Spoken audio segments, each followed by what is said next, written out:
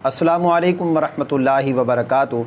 सवाल ये है कि मुहर्रम के महीने में निकाह करना, शादी करना ये कैसा है? क्या मुहर्रम के महीने में निकाह करने से निकाह हो जाता है या नहीं होता? इसलिए कि बाज़ लोगों का ये ख़याल है कि अगर मुहर्रम के महीने में निकाह किया जाए तो शादी कामयाब नहीं होती, शादी नाकाम होती है, औलाद नाफरमान होती है। इस बारे में शरई हुक्म क्या है?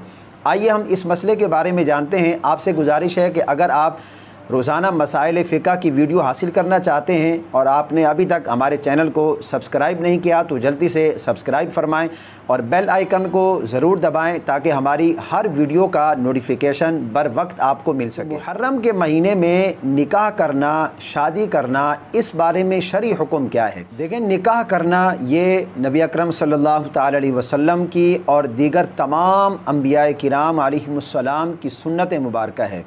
निकाह करना ये एक इबादत है, अल्लाह और उसके रसूल का हुक्म है और नफली इबादत से ज़्यादा अफजल है निकाह करना। अगर आपके पास इस्तिताअत है, आपके पास ताकत है तो निकाह करने में ताख़ीर नहीं करनी चाहिए।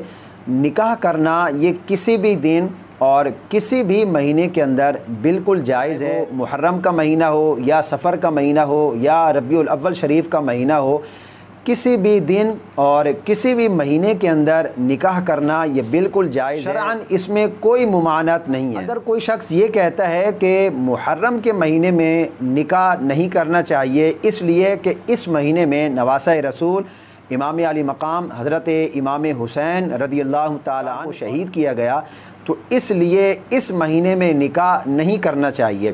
तो अब सवाल ये पैदा होता है कि अगर मुहर्रम के महीने में इस वजह से निकाह करना जायज़ ना हो तो फिर जिस महीने के अंदर नबी पाक सल्लल्लाहु तआला अलैहि वसल्लम ने ज़ाहिरी तौर पर पर्दा फरमाया उस महीने में तो बदरजाए औला निकाह हराम होना चाहिए।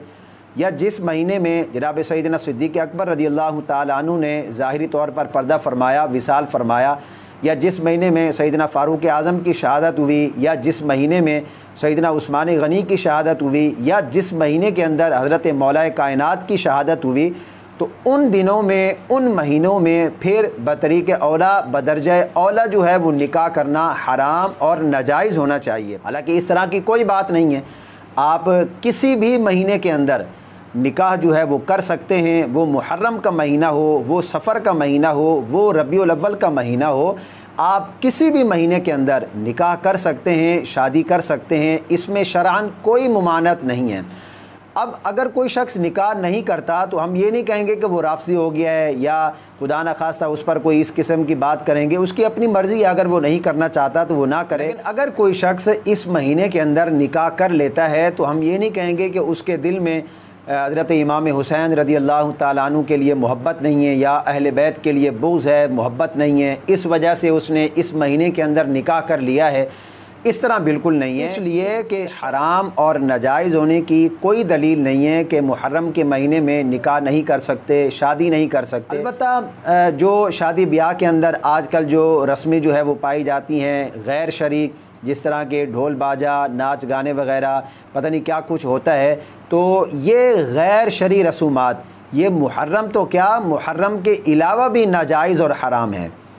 ऐसा नहीं है कि मुहर्रम में करेंगे तो ये चीज़ें नाजायज़ हो जाएंगी, बाकी महीनों में करेंगे तो ये चीज़ें जायज़ हो जाएंगी। जितनी भी गैर शरई रसूमात की जाती हैं शादी ब्याह के अंदर, वो मुहर्रम तो क्या, मुहर्रम के अलावा किसी भी महीने में की जाएँ तो नाजायज़ और हराम है। अगर शरीयत के दायरे में रहते हुए शरीयत के ऐन मुवाफ़िक निकाह किया जाए, शादी की जाए, तो वो किसी भी महीने के अंदर, चाहे वो मुहर्रम का महीना हो, चाहे वो सफ़र का महीना हो, रमज़ान का महीना हो, रबीउल अव्वल का महीना हो, किसी भी महीने के अंदर बिल्कुल जायज़ है। तो ऐसा है कि मुहर्रम में निकाह करने से जो है वो शादी नाकाम होती है, औलाद नाफरमान होती है, इस किस्म की बातें ये बिल्कुल मनगढ़ंत हैं। शरअन इस तरह की कोई बात नहीं है। मैं उम्मीद करता हूँ ये तमाम बातें आपकी समझ में आ गई होंगी। इस वीडियो को सदका जारिया के तौर पर अपने दोस्तों के साथ ज़्यादा से ज़्यादा शेयर कीजिए ताकि उनके इल्म में भी इजाफ़ा हो सके। मुझे अपनी ख़ास दुआओं में ज़रूर याद रखें।